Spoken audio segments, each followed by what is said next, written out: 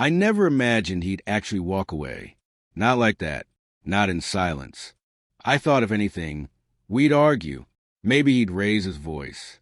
Maybe I would. I braced myself for the storm, some messy, emotional eruption that would leave us drained, maybe even closer somehow. I was ready for that. But instead, I whispered something I hadn't meant to say aloud. I can't keep doing this. I didn't even look at him when I said it. I wasn't planning to say it. It just slipped out, soft and unintended, like something I'd been holding in too long. I expected tension, emotion. I expected him to ask why, or say we could fix it. But there was none of that. He just looked at me, and in his eyes, there wasn't hurt or confusion. There was stillness, an almost eerie kind of calm. It was like he had already known. Then he did something I never thought he would. He leaned in and gently kissed my forehead. No anger, no resentment, just a quiet finality in that small gesture. It wasn't affection. It wasn't love. It was closure. And then he turned, grabbed his jacket, and walked out. He didn't slam the door. He didn't say goodbye. He just left. I sat there, stunned, numb. I didn't follow him, didn't stop him, didn't call his name. I just stared at the space where he had been, listening to the silence pressing around me. The second those words left my mouth, I knew they couldn't be taken back. I thought we'd argue until we cried. I thought we'd both say things we didn't mean, and then circle our way back to each other, like we always did. But this time, he didn't fight. He didn't say anything. And that scared me more than anything he could have shouted. Because the truth was, we had been drifting for a long time. We became strangers with shared responsibilities. Two people playing a part of a couple, more out of habit than love. There were still dinners, school pickups, holidays with smiles posed for family photos. But us, the real us, that had faded long ago. He had been holding on, maybe hoping things would come back. I had been pushing forward, hoping I could ignore what we'd lost. When I said those words, I expected resistance. I expected pain. But all he gave me was a quiet nod, like he'd been waiting for me to say what we were both too afraid to face. He stood up, slowly, like the moment weighed him down. I thought maybe he'd yell. Maybe he'd finally break the silence that had been stretching between us for months. But he didn't. Just that kiss, soft, quiet, the kind that carries years in it. And he was gone. The next morning was unbearable. The kids were up, loud and hungry like always.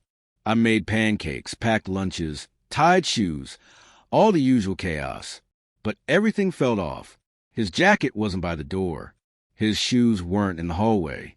And the bedroom? It felt too big. His side of the bed untouched. Cold.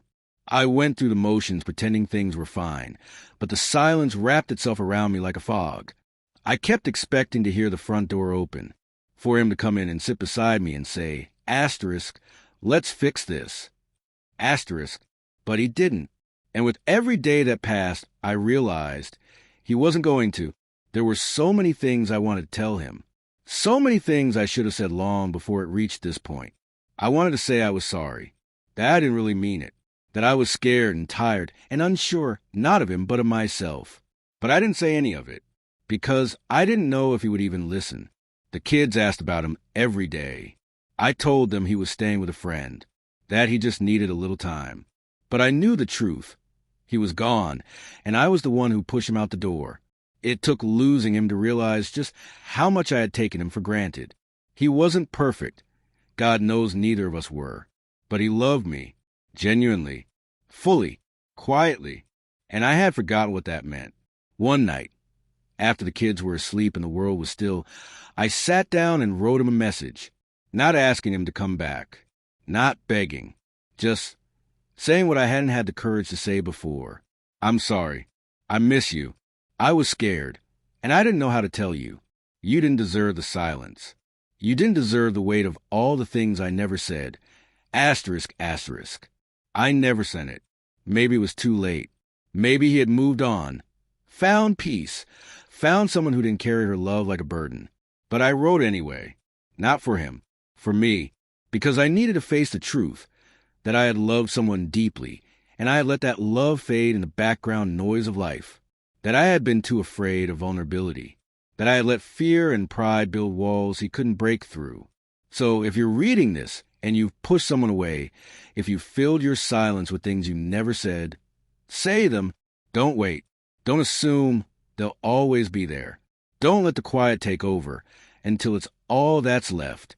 If you love someone, let them know. If you're hurting, speak up. If you miss them, say before it's too late. Not every goodbye has to be permanent, but the ones born from silence often are. Speak before the door closes, before the shoes are gone, before their absence becomes a part of the furniture you learn to live around. Speak, because love deserves to be heard.